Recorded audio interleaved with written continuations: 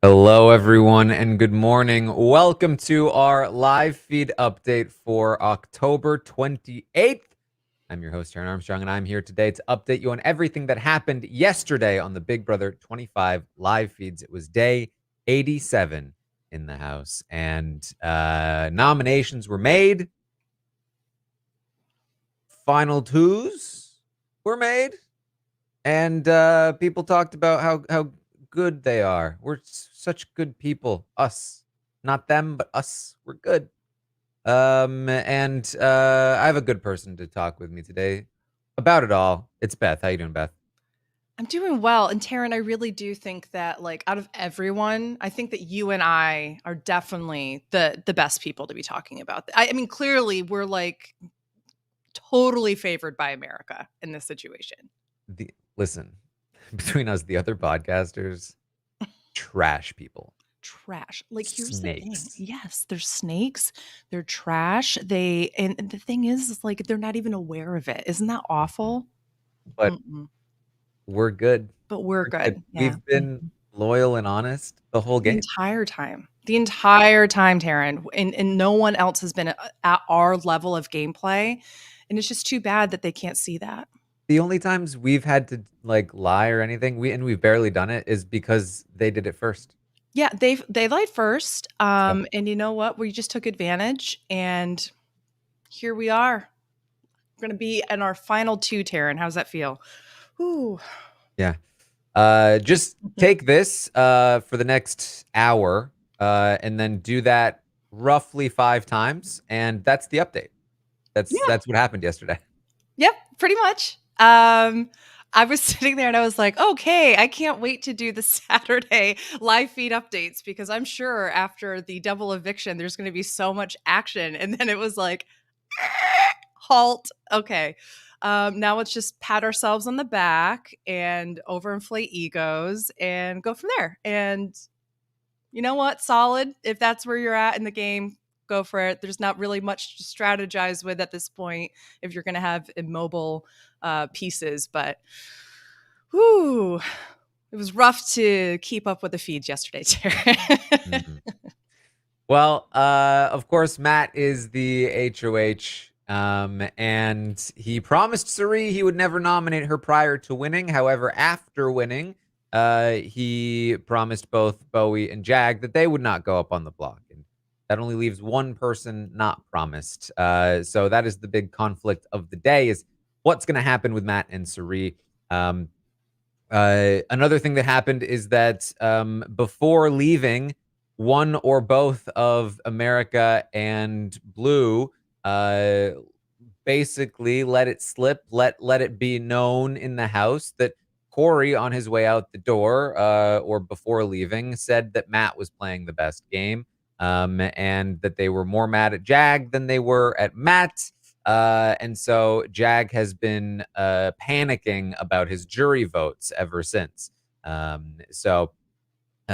mentioned yesterday that it seemed like Jag was starting to look at probably cutting Matt in the final 3. However, in the morning here, he does go to Matt and they talk about being in the final 2 together, how iconic it will be for the Minutemen to be in the final 2, that the whole season will be known as the Minutemen season.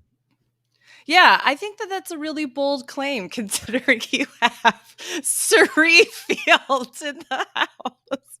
Oh, it shows you too that, when you have people who may not be the biggest Survivor fans, just how clouded the idea could be.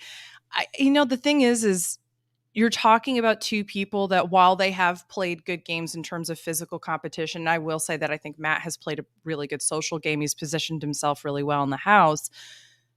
If you rely so much on the competition front, you completely disregard the other aspects of the game, the social aspects, the ability to really think strategically about game incentives from everybody's perspective, because all it takes is one lost competition, whether it's HOH or veto, and your gameplay could be up in smoke. If Suri had won that double eviction HOH, that could have been it would be very, very, very different to where we are right now. Yeah.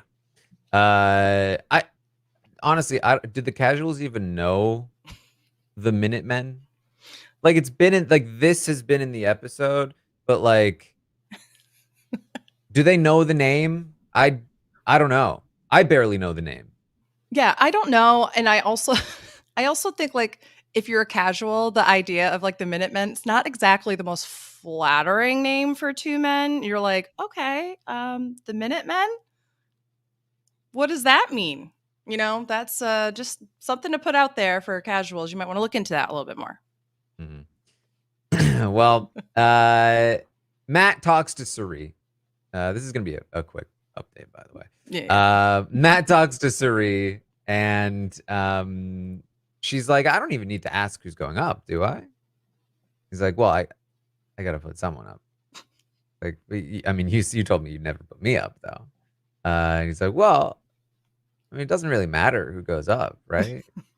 Like, cause all the veto is all that matters. I can't put Jag up because Jag will like evict me next week if I do." She's like, "Well, then put up Bowie. Bowie's never been on the block. Why not put Bowie up on the block?" He's like, "Matt, I would expect this on anyone else's HOH, but not yours. So, I'll talk to Bowie. I'll talk to Bowie." I just I think it's unfortunate that Suri is not able to see just how tightly I think she probably does see how tight they are too, obviously, but like previous to this. But it also, and to her credit, it does not make sense for Matt wanting to keep Jag at this point. It does not. There are going to be people on that jury, people like Cam, for example, and probably Blue, who care more about the comp wins because Blue was also like gassed up really hot. Like, you're such a good competitor, kind of person, that I really do think that people will see Jag as like the superior player because of comp wins only. And you also, at this point, absolutely should be trying to say, how do I best position myself in the final 2? And if you're going into a final 2 with a tight 3, someone's going to get cut, and you have to assume it's going to be you if you don't win. So why not cut the person who is likely going to potentially beat you in one of those parts of the HOHs, and maybe even all 3 of them, or I 2 of the 3? it's obviously it's hard to know. It's hard to like be in Matt's head here, Sure. but I think that it wouldn't surprise me if, because again, I think this information that like Corey thinks Matt played a better game. Mhm. I think that everyone feels like that's it. Matt beats Jag in final 2. And if Right. Matt knows this information too, I feel like that may also be influencing his thought process of like, wait a minute, maybe I don't need to take the risk to take Right. the shot at Jag, because I'll beat him in the end. Mhm. And he has reason to believe that he has a great shot at beating Jag in the final. He doesn't really know what the final 3 comps are. Right. So so he kind of feels like I can just, if I stick to what I've got, then I have a great chance. I can beat both Bowie and Jag. If I win the final 3 HOH, I win the game. Mhm. And if Jag wins, he takes me and I win the game. And I'm in a good spot. Why would I risk Yeah. this spot, especially right now at the final 5, to take a shot at Jag when that would piss off Bowie and Felicia's still coming after me, and now I can't even win the final 4 HOH, so I'm stuck having to win the final 4 veto against Bowie and Felicia. It make And then I still also have to win the final 3 HOH because nobody's going to take me Yeah. at that I point. it's so interesting, like, I don't know, I mean, clearly, I don't think Matt really understands the end game here, but you have to be in a pretty secure place or have pretty good flexibility within the relationships of the house to want to win Final 5 HOH, because you're putting yourself at a pretty significant risk if you can't play in the Final 4 HOH to at least secure yourself safety to go to Final 3. Obviously, as we know, veto is the most important thing in Final 4. But if you have a solid 3 and you don't want to necessarily take the move or like take the shot, because right now what you're doing is he lost Sari's vote, like, for sure. And I don't know where Felicia is going to align with this. So regardless, he was potentially risking votes and risking, if he did end up putting Jag or Bowie up on the block, risking people who could potentially take him further. So there's a part of me that's like, I don't know if Matt was thinking that far in advance, but there is a part of me that's like, I don't know if Matt needed to win this for his resume. They very well could have been like, Bowie just won, so she can't play. Jag's probably going to try to win again. There you go. Or I really do think what would have been best for him is to see if there was any way, I don't know if there was, like to throw it to a Suri or Felicia, Well, it knowing came that, down to him and Suri. yeah. But I don't know how easy it would have been to throw. Yeah, and that's exactly it. So if it was an ability to throw, if I'm Matt in that situation, I'm throwing it to Suri because I know Suri's not going to take me out. Yeah, I mean, and I think again, like at the end of the day, like I think that in the situation he was in, where Jag was taking him to the final two, and he still had Suri, and he still had, but like this is a fine HOH for Matt to win, because taking the shot at Jag, it would have been great, but it wasn't Right. super necessary until I think the thing he hasn't realized is this information has changed Jag's whole perspective on his end Totally. game. And he no longer seems to want Matt in the final two now that he knows that Corey thinks that Matt's playing the better game. Corey's still influencing the game from beyond the grave. And so this is sort of like the big thing here for Matt. And for Suri, I'll say again, I think that she hugely dropped the ball the night before, just kind of going to bed, letting Jag and Bowie really get in there. Instead of hanging out with them, they're supposed to be a final four. She should have been there celebrating with them at the very least, if Right. not even more so, like up there with Matt alone, celebrating, talking, coming in here with the guilt trip, with very little pre-work, like a day later, is just, it's never going to work, even if you are Suri Fields. So I think this is a huge miss from Suri in a spot where she needed to be like at her best. And this is certainly not that. After this conversation with Matt, he goes and talks to Bowie. And he's like, Suri's telling me that I need to put you up, but I'm not going to do that, Bowie. And he's annoyed that she's trying to guilt trip him and so on and so forth. And they have a long conversation about it. But the basics are, Suri tried, she failed. And Matt basically spills it all to Bowie and to Jag. He comes back to Suri later. He says, I'm sorry, I have to put you up. But Felicia's the target. And she says, so what? The plan is for you, Jag, and Bowie to go to the final three? It's like, what? I mean, what is this? Is this the week for Jag? She's like, there's only 1 week left. Like, what happens if you win the veto this week? It's like, I mean, it would suck to put him up and then go into next week with Bowie and Felicia coming after me, everything I talked about. I can't make the move too early. And again, what Matt doesn't realize is that Jag is probably no longer taking him to the end. And this is all of a sudden the guy that's been the front runner the entire game, pretty much. This happens in Big Brother. He's been too stagnant. Big Brother is a game that you need to be moving in. You can't just hold on to a thing. Even the people that had their locked things continued to explore their options all the way through. People like Paul, who didn't even win, and people like Derek. They're like Derek's really the only one that was able to actually maintain exactly what he wanted to do into an end game. But even then, it was still flexible. He still had some other options if he needed to, if other competition outcomes happened.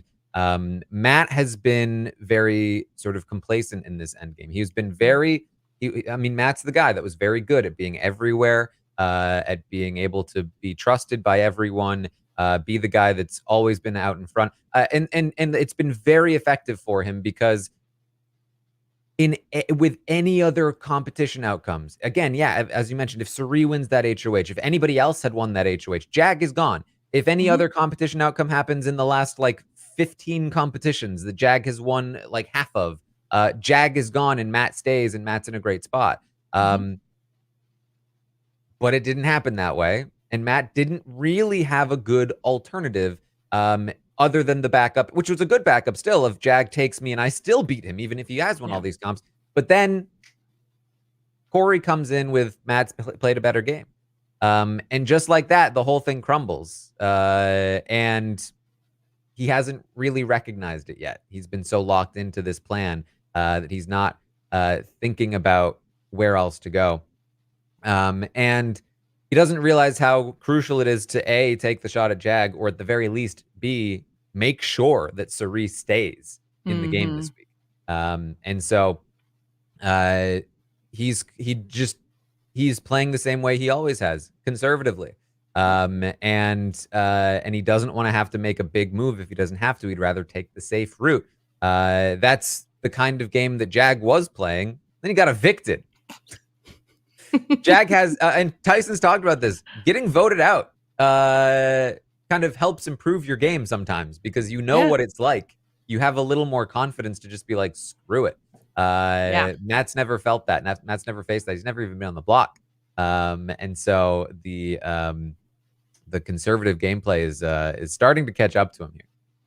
Yeah, and that's exactly why if I obviously, again, Matt wasn't going to be thinking about this, but that's why I will always kind of side on it was not the best for him to win this final 5, because it very well, if Sari could have won that, Jag would have been gone.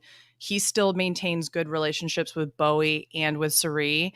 And honestly, with Felicia to a certain extent too. And I really don't think like he has much competition besides maybe Bowie for the final 4 veto to ensure his place in the final 3. And I also think too that one of the things that is really interesting is that it takes this as like a wake-up call for Jag to realize like, oh, people may not think that my game is that great. What? And it shows just how like out of touch he's been with his perception in the house the entire season. And of course, because it's Jag, he's like, oh, they're just also bitter. Yeah. They're also bitter because I was the one that made the moves. That's why they think Matt's a better player than me, because I've made all the moves and hasn't had to do anything. And they're so bitter about it.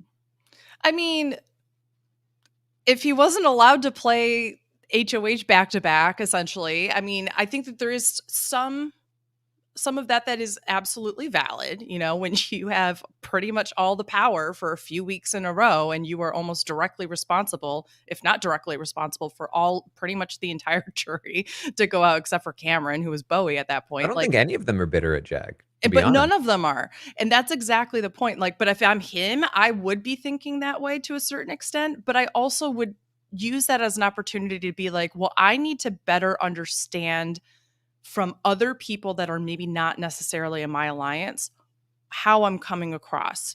You don't go up to like Sari and Felicia and go like, how am I coming across?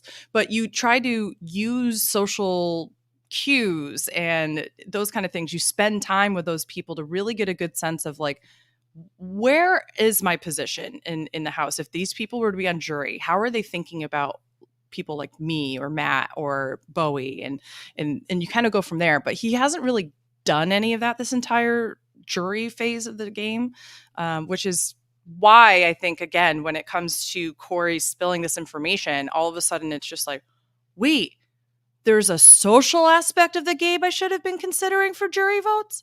Well, I mean, it's social. It's also strategic, though.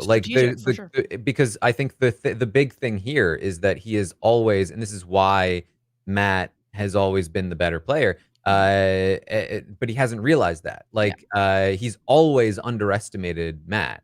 Matt has always been in a better strategic position, has always made better strategic moves, and has always had a better social game as well, a better socially adept player in the game. The only thing Jag has on Matt is competition wins. But Jag didn't see that, still doesn't see that. He's found out that Jag is going to beat him in the end. He still doesn't know why. Right. He thinks it's all about them being bitter at Jag. He still thinks it's all about Jag. He doesn't realize it's about Matt and Yeah. how good Matt is. Yeah. That's a good point. And that's like, you know, Pretty key. like we can't even be like Jag finally like he was told something and still doesn't even know why. He's just like believing the thing that he was told. Right. Um, and that's why he might win the game. For sure. And I think the other person here to talk about with that is also Bowie, who I also feel like just because she stays so loyal to Matt and Jag throughout the double eviction, she, in my opinion, has actually played the best game getting into this final 5 spot and looking forward. She's basically being able to, like, no one is saying we need to take Bowie out. They're all saying, like, okay, when we get to, I think she's pretty much geared in for final 3 with any much combination of people. I think that Bowie had played theoretically a great game until the double eviction. She could have made better moves for sure. I think the double eviction was the worst possible move she could have made. I think that she's completely lost the game after the double eviction. If she had been able to take out Jag, for example, imagine on your resume going into final 2 being like, I took out Cameron and Jag. I mean, pretty impressive resume. I agree with that for sure. I do think, like, we haven't really gotten to it yet, but the feeds to last night, yesterday will show that, she's able to make more of a relationship with Jag, which I think is important for her moving forward at the very least. If Jag's not going to be taken out this week. Yeah, if she wants second place money. I mean, she's probably going to get second place money regardless now, like you said, because she didn't make the correct move at the double eviction. But so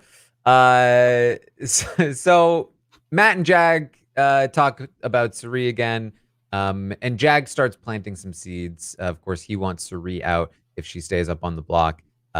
He says Cirie has been doing better in comps lately than Felicia. And Matt's not even like pushing back very hard at this right now. He's kind of annoyed with Cirie. Again, not realizing, because Matt's not out of this yet. Right. If Cirie stays this week, Matt's still in a fine spot. Sure.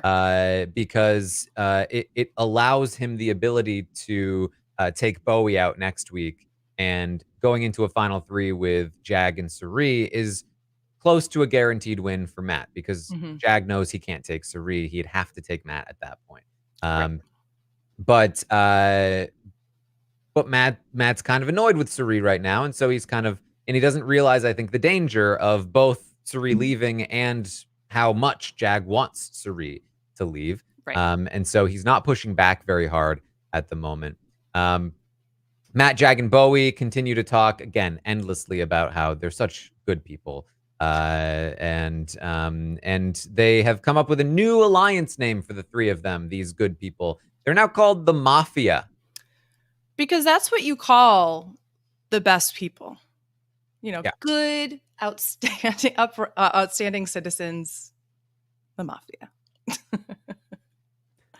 Yeah, the other thing too that I think is interesting with this is they also have like this whole conversation about how, if Riley had stayed, we would have been the showmance of the season. Like, for sure. Matt's having this conversation. They're all talking about the what ifs of things. And I'm just like, oh gosh, if only you knew how much fighting there was online about showmance versus showmance, or this showmance, yes, this showmance. If we had thrown that one into the mix, I don't know how well that really would have been. There's a new shrine. Like, yes. Yeah, it's.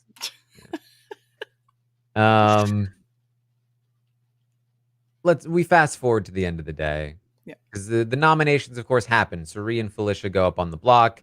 There's some talk here and there. None of it matters. We just have to wait until the veto. But another big part of this week is that Matt is upstairs in the HOH room, no longer hanging out in the bedroom downstairs, which means it's just Jag and Bowie alone in the scary room. And they're talking for hours. And they're talking about Matt and how Corey says he's playing the best game, and Jag says he smokes us both in a jury vote. He says Blue is bitter at me, and Corey already thinks he's playing the best game, so whatever. And Bowie's like, yeah. And Jag talks about, he's like, it's like last year, how Monty won way more comps than Taylor, but she still won because she didn't burn any bridges. Right, because that was the entire reason. Mm-hmm. Yeah, excuse me? Tell me you're a fake fan without telling me you're a fake fan. Tell me you're a recruit.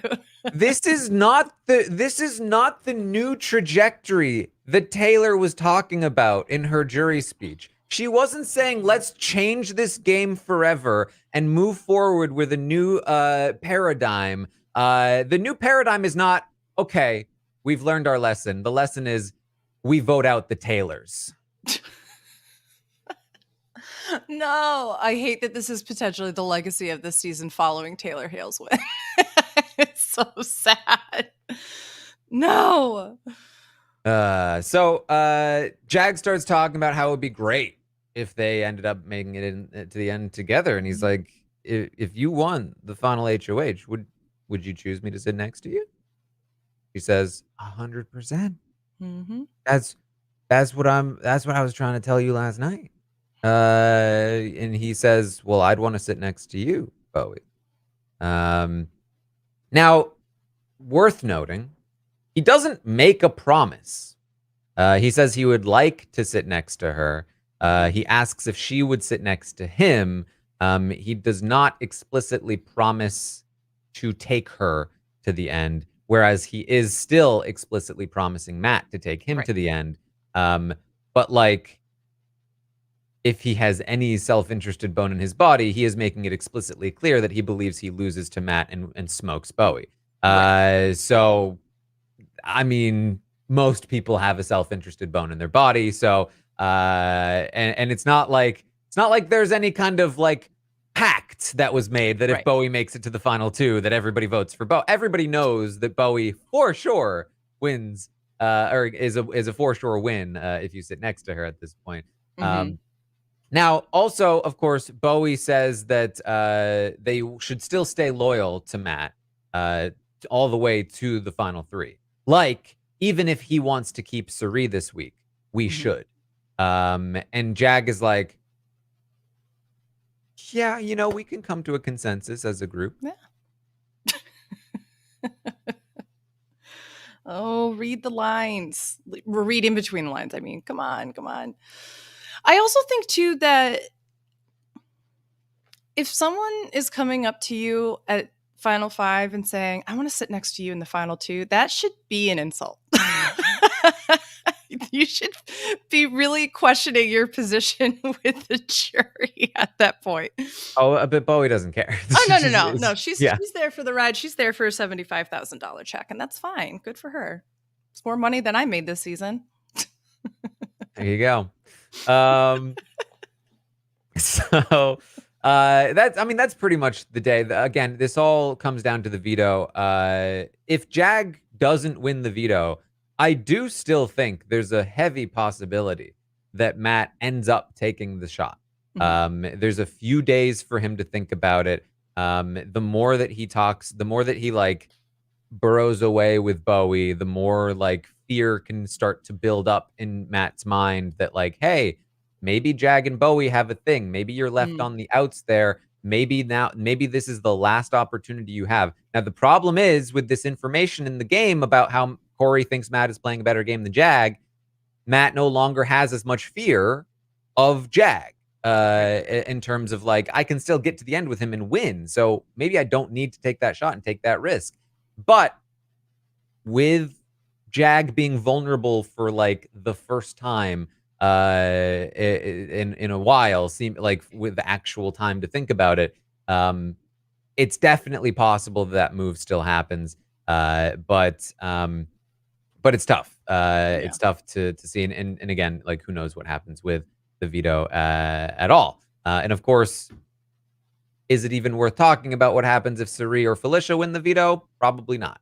We'll deal with it when it comes because the likelihood seemingly is so small. But I would love nothing more Obviously, any of us do. Because first of all, it would just like make for exciting gameplay. Because at this point, like, unfortunately, it's just like a steamroll that's not entertaining to watch. So this would be really interesting if Felicia or Sari actually wins the veto. One thing that I do think is kind of important to say is like Matt and Jag put in a lot of work last night to make sure that Bowie knows they're going to come after you if you win that veto. And they're going to try to throw everything at you because they want you to use that veto on one of them.